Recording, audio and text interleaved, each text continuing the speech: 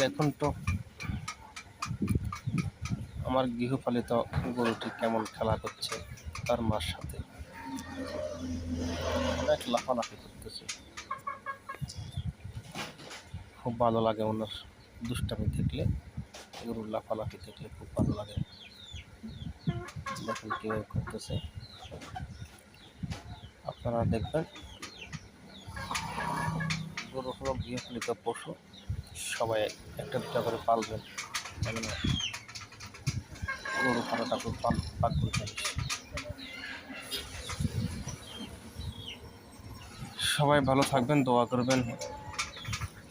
এখন গরুর যে হইবান রোগে সারে মই দেখা দিয়েছে, আপনি ঘরকে ভালো করে দেবেন, গরুকে গোসল করাবেন ঘন ঘন, সপ্তাহে 1-2 দিন করে গোসল করাবেন, বেশি না পারলে।